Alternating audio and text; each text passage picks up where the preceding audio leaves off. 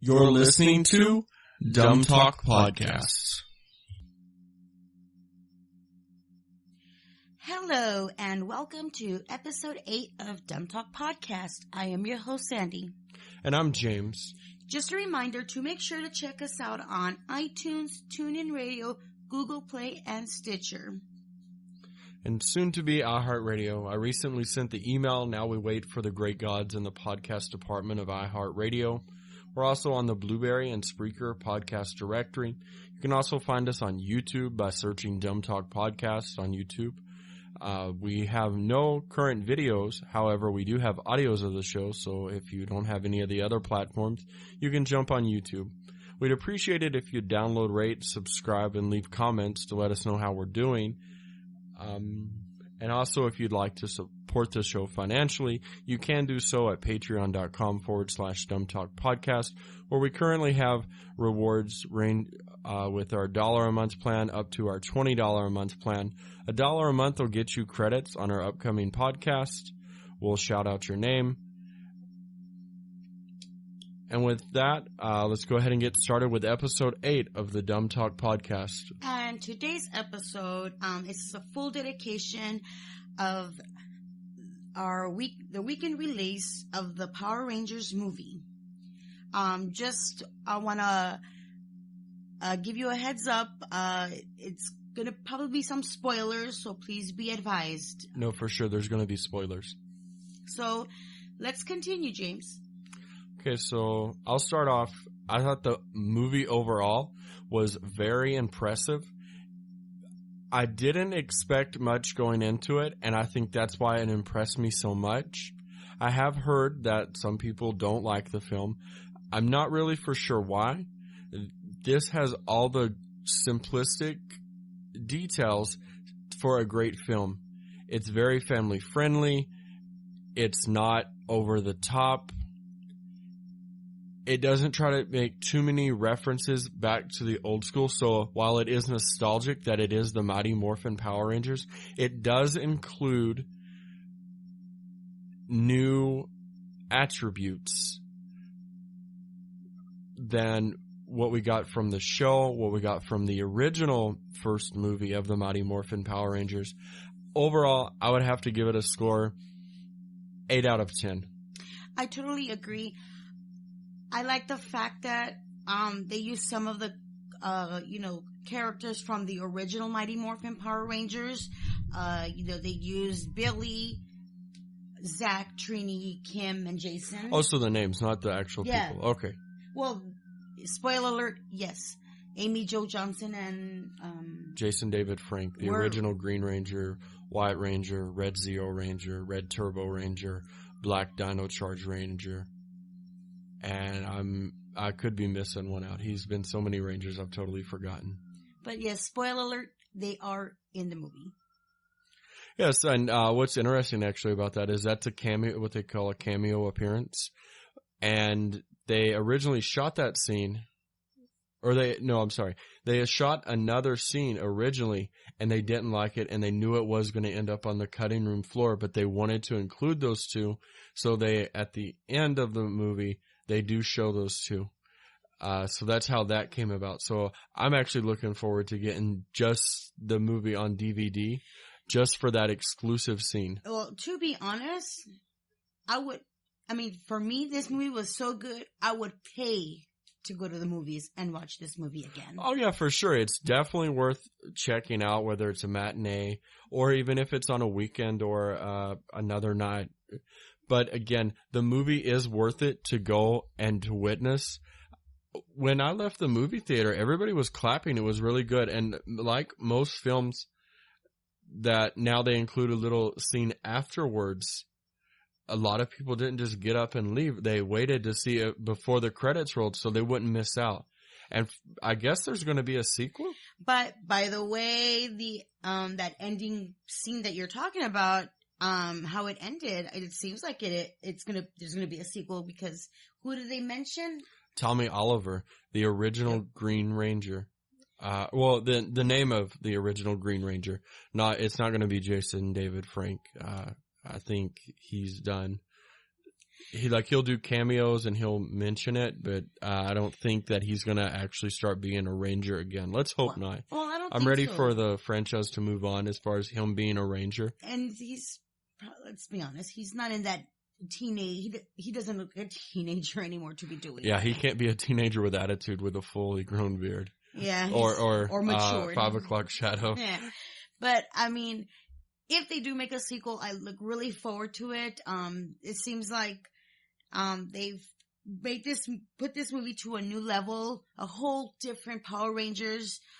I really liked the action. It was really exciting. I'm sorry. It did start a little bit slow, like in the beginning, introducing the Power Rangers. I thought that was fun because, a lot of action films, they'll give you like cutaway scenes and they'll give you a basic description.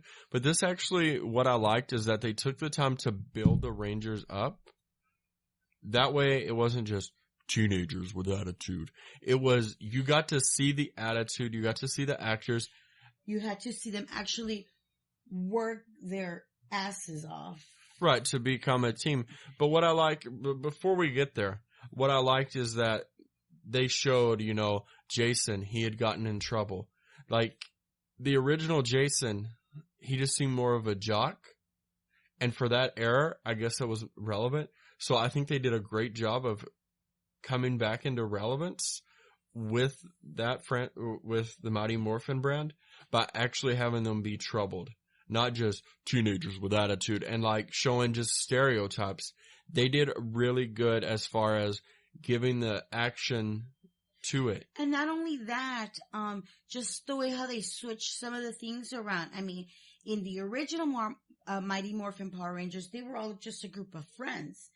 These 5 teenagers in this movie didn't even know each other at all. Yeah, they were total strangers. I think, and again, that brought back to the story. And for a franchise that's known for like cheap fireworks whenever anybody gets hit or explosions or it was great. And they did a really good job. I'm really bummed though that they didn't use Bulk and Skull. I was kind of waiting for them and I was hoping that when they went to the detention scene, that the bully picking on Billy was their version of Skull or Bulk. Yeah. Like, for me, I was waiting for it, and who knows? Maybe in the sequel he will be. Like, I think he had a different name. I don't know, but I mean, speaking of those two, they were also in the Mighty Morphin series for a while as well. They were in, yeah. Yeah. They were there for a long time. And actually, I think in the TV series Power Rangers Super Samurai, Skull comes back and I think Bulk comes back and apparently Skull had a kid. No. So. I mean, I only got hooked up to like the first, I didn't even go past the original Mighty Morphin Power Rangers. I mean, after that, my teenage years were kind of going away, so I wasn't too much into it. I mean, this was in the early 90s. I was already 13. Either I was like really mature, but I didn't feel like it was a show for teenagers. I felt it was a show for kids. Right, and I mean, it was pretty entertaining. I mean, for the new generation of kids that are, starting to learn about the Power Rangers or know about the Power Rangers, I'm glad, like our son really enjoyed the film. Oh yeah, he was very excited.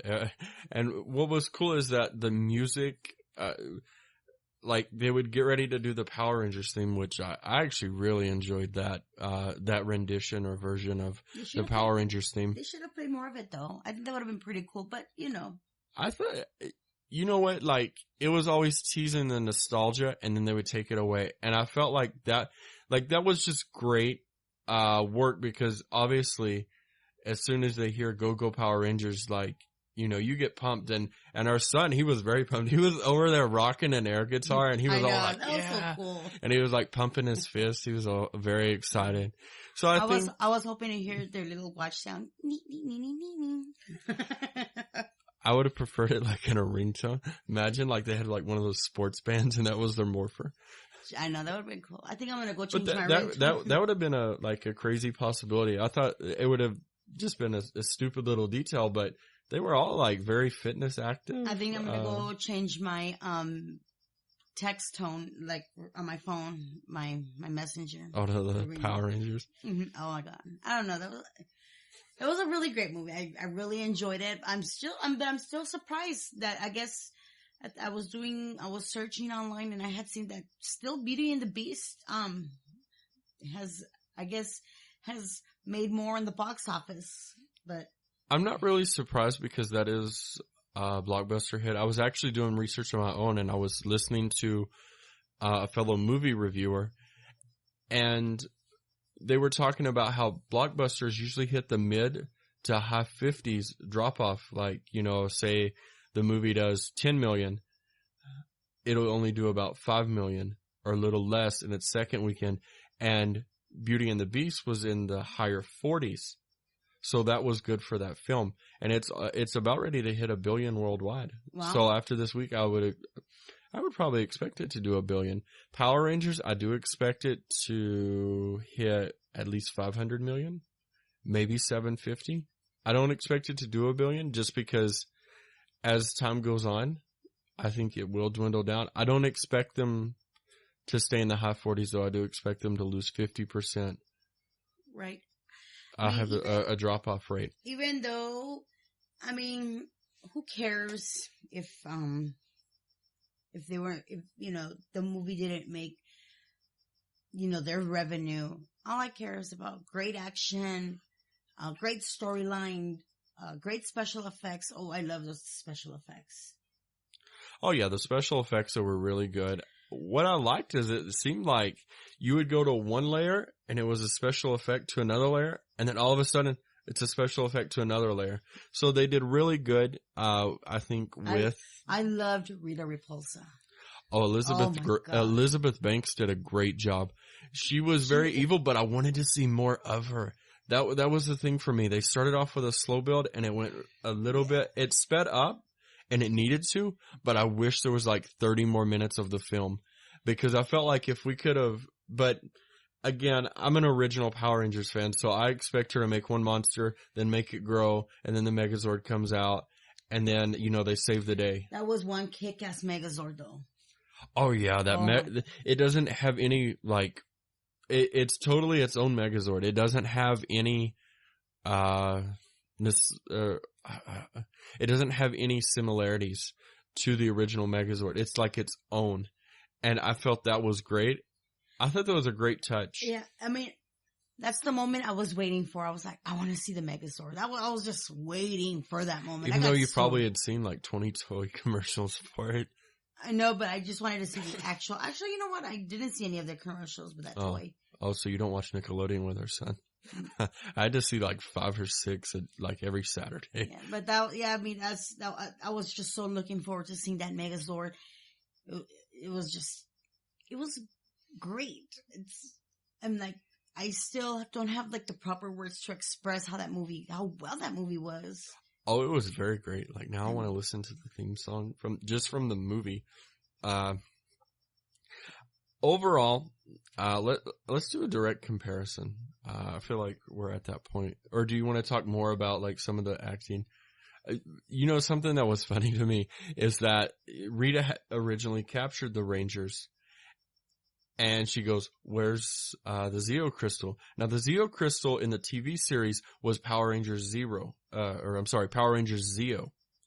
So it seems like they actually kind of went into Power Rangers Zeo and took part of that story to the Mighty Morphin. To the Mighty Morphin. And I thought that was great because number one, when they made that move, I was like, oh, well, so they're not going to kill it and overdo it like how they kind of have done since Disney took over. Now it's now into Nickelodeon, but it's still seasonal TV. And I don't think that it's the TV series is not going to, bring any fans in, but I felt like this movie would. And if I was, I think it's Saban Entertainment, I would actually pull the TV deal and just release like 1.5 year releases for maybe the next 2 or 3 years, then bring the TV show back. That would be nice. I mean, I was really excited to see these new faces, these new actors. Excuse me.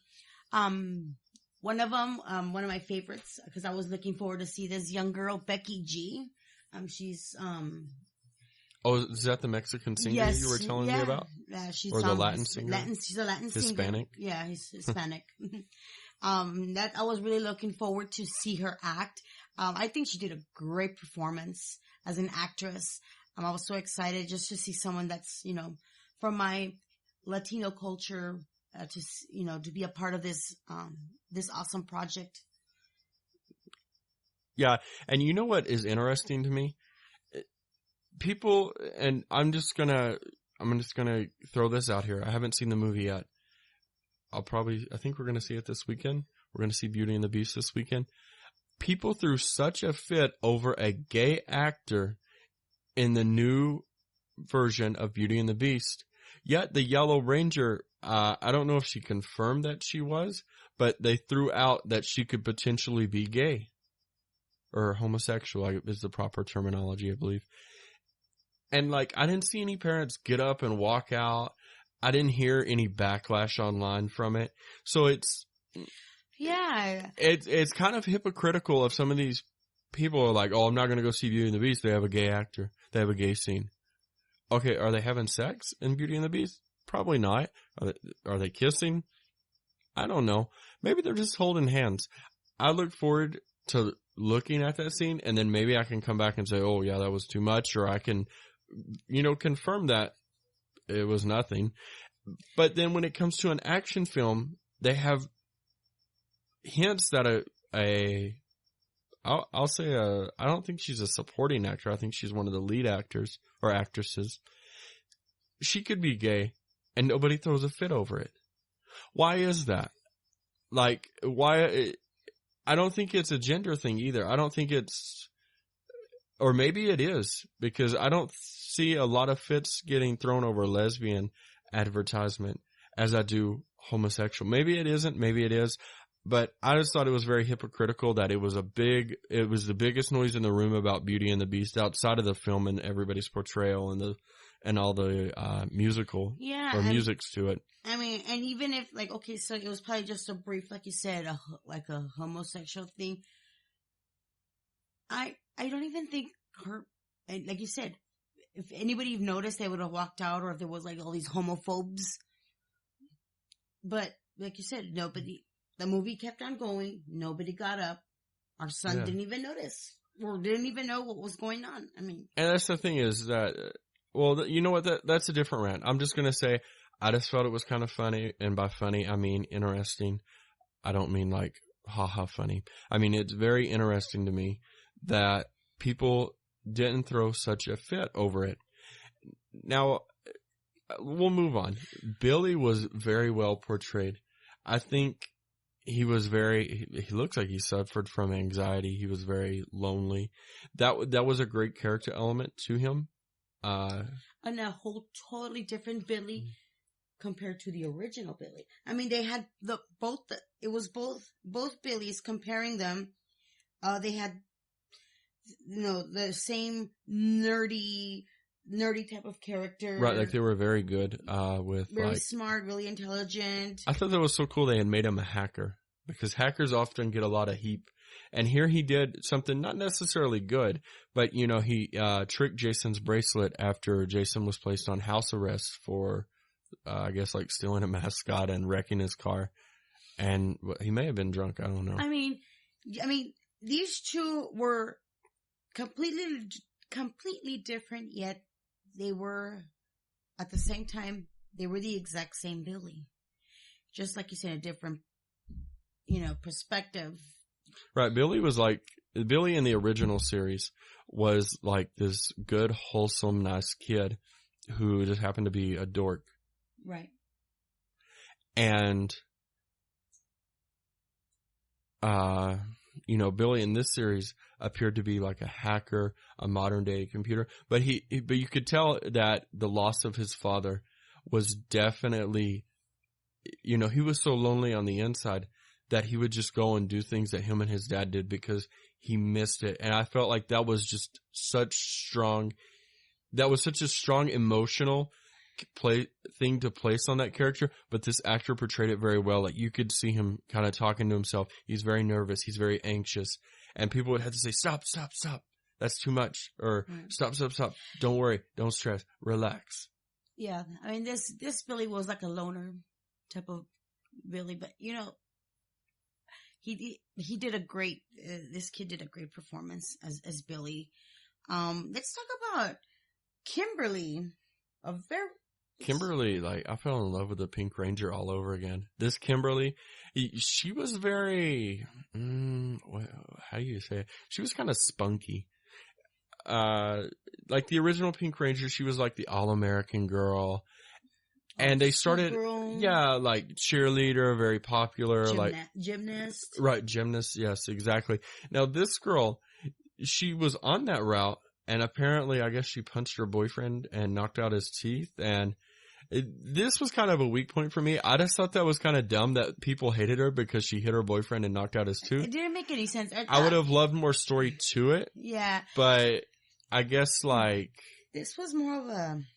But I guess it was it a nude photo that she had sent of one of the cheerleaders and was like... I mean, I think that was just something that, I guess that was just thrown in there. Just to I thought it was great for modernness. I think just to give it this is a rebel type of Kimberly. Right, and you saw that once she's like, you know what? Like, somebody gave me scissors and like stabbed the picture or whatever, and then she just cut her hair. And she just cut her hair and she was willing to run off with Jason. Right, and it's kind of like, wow, huh. So it looks like this girl probably was, it seemed like she was bullied. Not bullied. It just seemed like all the people that she relied on, like the popular crowd, they turned their backs on her. Yeah, they just like. And I thought that was great. Because it was just different. It was like taking what made the original Pink Ranger popular, then having everybody turn their backs on her.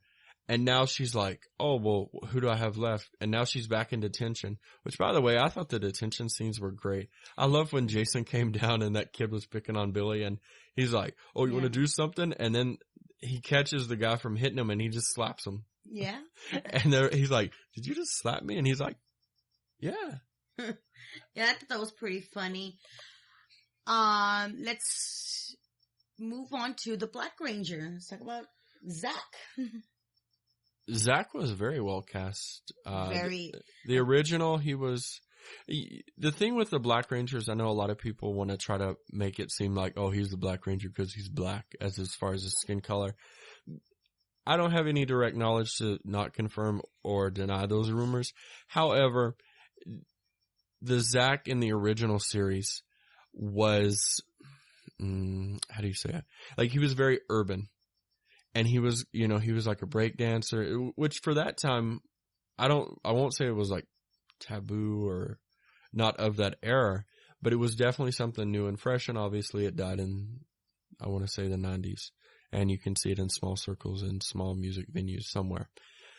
But this was he had a rebel personality too, but he seemed more down to earth, more like, he just did whatever. Like, he was like more open-minded. Like, he was an open-minded type of Zach. Right. He was very nice and caring. So it looked like that role from the original Billy got distributed to the Black Ranger in the film, in this reboot. And I thought that was just really great because then you saw that he has a sick mom. Yeah. And it seems like as soon as they save the day, it's almost instantly like her health was better. I mean, she didn't go from like bedridden to like driving a Ferrari and become a millionaire better, but like she seemed like she portrayed fatigue. And then it seems like after the day was saved, she didn't seem as fatigued. Like she could play a game of chess. Like she wanted to actually move more. Yeah, it seemed like active. Yeah, it seemed like she was just laying there waiting to die, and then after the Power Rangers saved the day, like she had hope of something, like maybe hope that she could get better or whatnot. So I really felt like that was great for Zach. I think what we touched on all the Rangers except for Jason. So finally, we'll move on to the leader. The leader he played a great role. He sure did. What was really surprising, but what was really great about this franchise, or not the franchise, but Jason, was he did stand up and show leadership. He took ownership for his team. He's like, I'll let you guys down. And at one point in the film, Billy died. Spoiler. We told you. We told you. So he goes, it's my fault Billy died. We weren't ready. And because we weren't ready, Billy died. Now, Billy dies. Was in the new command center. But let's move back just a little bit. Let's not jump too far ahead. What had happened was Rita had captured the Rangers because the Rangers weren't able to morph still. They hadn't formed that bond to open up the morphing grid so that they could morph into the Power Rangers. So they get captured by Rita Repulsa, and she goes, tell me where the Zeo crystals are. No one wants to speak. She goes, but surely one of you knows. And she goes over to Billy. She goes, tell me where they are. And this is funny. He goes, oh yeah, I know where it's at. He goes, they're under it's in the Krispy Kreme. That was so funny. And I thought that was great. It was very funny. And unique. And at first I was like, oh no, he's just throwing her off because he almost got ran over trying to go find it in the Krispy Kreme in a scene prior to this. So I thought that was just kind of like a joke.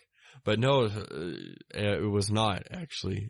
They literally were trying to tear the city apart to get into the Krispy Kreme. And another funny scene is you see Rita Repulsa, the Krispy Kreme, and then she's like eating a donut. And that's so funny. It was classic because she broke the role of villain. It's like, I've never had these before. Let me try this Krispy Kreme that you talk about. Yeah, search for the Zeo crystal. Yeah, this was some great storyline. They must have put a lot of heart into this movie to come up with this storyline. I mean, yeah, there was scenes like that. I thought it was pretty funny, or like when she's going into the jewelry store to steal gold. Right, that was funny. She's like, like she comes in very homeless. Like, I know we talk about NFL homelessness, but this girl literally looked homeless because she had been dead, and somehow I guess they found her deep under the sea. She came back to life. That may be a weak point in the plot. I don't know, but it was just very well done. And Elizabeth Banks did a great job. She was very evil-esque, except for the time she went in Krispy Kreme. Yeah, very sexy. Oh yeah, she was very sexy. Yeah, very sexy. It wasn't like the original Rita. The original was like they just went into a middle school prop room. What the heck did they do to her? Yeah, I was like, I wonder what she really looks like. And I may go back and I don't think I've actually found a photo of her. So that was really great. Were there any negatives of the film to you? I don't find anything negative. Nothing I can think. We forgot to talk about Gordon. Bryan Cranston. Amazing job. They did something. They tried to stick to the original of having him like in a tube, but obviously now everything's digital and you can move around. So there's no restrictions. So that was great modernizing him. What I also liked is that Jason, the Red Ranger, pointed out that, you know what, you're not making Power Rangers to help save the Earth. You're making Power Rangers so we can kill Rita and you can come back to life. Yeah. And so when Billy died, Zordon, admitted that he would rather come back, but there can only be one Red Ranger. And so it was great character development for him to be selfish and then for him to be selfless. Yeah. So I thought it was a great film overall. It didn't really, I had no expectations really. Like I didn't even hear about the film until probably like August. And I don't know when it was late in this past year, and I didn't even know that they had announced it. So a lot of people were like, and I would read, behind the scenes, and people were saying, oh, this is happening, this is happening, this is happening. And it really kind of put me down. So I was like, well, maybe I'll go watch it. I'll wait till after the weekend. Maybe I'll watch it on DVD or something. But as the more and more promotional material came out, I got more and more pumped. So all that negativity led to me just expecting not really a whole lot from the film. I mean, in my opinion, is it worth spending the money at the theater? Yes. Would I go see it again? And I said it once, and I'll say it again. Yes. There's people who are not going to like it. Well, that's their deal. My deal is I love the movie. I would totally go watch it again in the big screen. I really like that these were more rebellious characters in comparison to the original Mighty Morphin Power Rangers. I mean, that's just what made it great. They didn't do nothing repetitive. They didn't do anything cheesy. Exactly. That's what made it great. Now let's talk real briefly about, like we had talked about at the ending credit scene, and they go back to the detention scene because I guess they're all still in detention, and they go, Tommy Oliver, and you see like the green jacket, not necessarily the Green Ranger, but a green jacket, and there's nothing there. And originally, I guess they filmed one scene and they just didn't like it, so they went back and filmed it without the actor there. Now, there is rumored that it's going to be a female, which I'm all for. I would love to see a green female Ranger. I think it's great. The thing about nostalgia is you can't just tell the same story and do tweaks, very minor tweaks. You have to tweak it to make the story still relevant, because if you make say 20 years later they make another film to reboot this franchise, okay, but if they do very minor tweaks, then the next 40 years, that nostalgia is going to die. Right. And so they did a great job for me to keep the nostalgia alive for that series. I'm looking forward to see what plans they have for this franchise of the Power Rangers. And I just brought me back to my teenage years again. It's like, yay, I'm in the 90s all over again. Yeah, and I mean, it was just great. I'd like to see another release. Maybe not this upcoming year. Maybe another 2 years from now. Maybe even 3. No, two would be the number for me. I think not the next upcoming March, but you know what? Do it in October of 2018. That would be a perfect time, because then it would probably come out around Christmas. You could have toys. And I mean, if your Toys R Us, your money is made in December, in November. The rest of the year, So that, to me, October 2018, great time to release it. Yeah. And then changing the subject, that Justice League trailer, really awesome. Again, I'm really pumped for it. I know a lot of people are like, oh, it's just like Batman vs. Superman, blah, blah, blah. You know what? Hold your opinions. Go in to a movie, any movie, expect nothing from it. Either expect it, you know what? If you expect it to be a waste of money, you're going to find things to nitpick. If you go into somewhere with a negative mindset, you get negative results. If you go into something with a positive mindset, you can get positive results. So, do you want to add anything more about the film review? No, I think that's pretty much it. I mean, what's your rating numerically out of 10 stars? I would say an 8.5. 9. I'll do 8.5. I think I originally said 8, but I'll do 8.5. And it's just because no film can be perfect, and there were little things here and there I'm sure that I could nitpick on, but overall the film was great. They told a fantastic story. They had plenty of action. It wasn't cheesy, very nostalgic with the names, but they did a great job of telling a new story with a nostalgic act. Right. So, and then, like you said, I had the words in my mouth and I forgot. Like you said, we saw more of the positive side of this movie rather than the negative.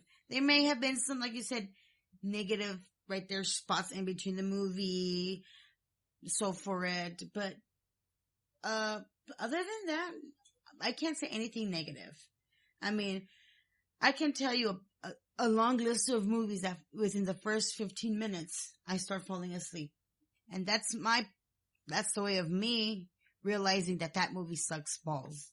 Yeah, I remember there was one movie that we started watching and we both fell asleep. Yeah, so for me, once 15 minutes, if I stay awake, I'll probably get to see a decent movie. First 15 minutes, if I fall asleep, that's it. That movie's not going to be good for me, or I'm just not going to care for the movie. That's all I got to say. But so we both thoroughly enjoyed this movie. Hopefully the spoilers weren't too much and you'll still check it out either over the weekend or on a day off that you may have throughout the week. Let us know, your thoughts and opinions, even on the show entirely, or just on this movie. You can hit us up on Facebook.com/DumbTalkPodcast. Tweet us at DumbTalkPodcast.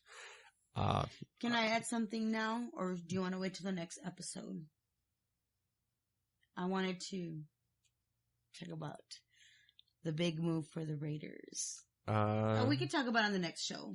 Yeah, so on the next show, we'll talk about the big move of the Raiders.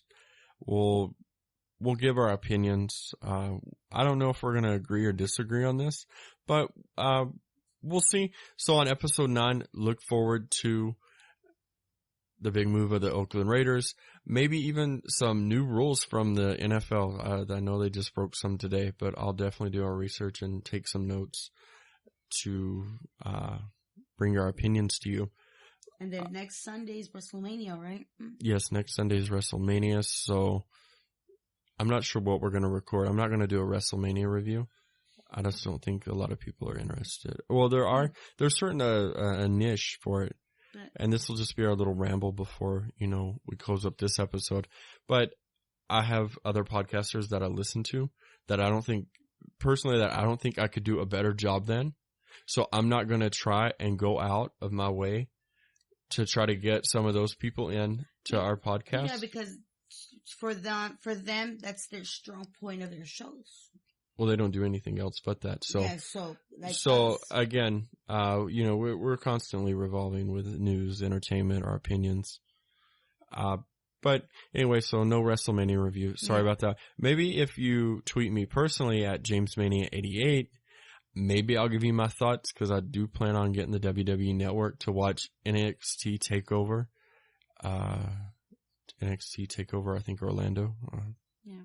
And then, of course, WrestleMania. But enough about that. So new league rules, Raiders' new move, maybe even some free agency news if there's anybody signed between now and Thursday worth noting. Other than that, I think that'll be on upcoming episode 9. With that said, I think we're ready to wrap up our show.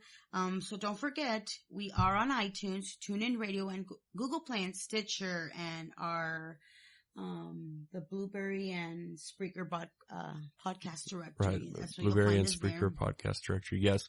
And then also, of course, we're on YouTube, audio only. So if you don't have any of those other methods, and if you don't know what Blueberry and Spreaker are, their websites, check them out. They have a lot of podcasts. Maybe somebody you like. Maybe you just like us. We don't care. Check them out anyways.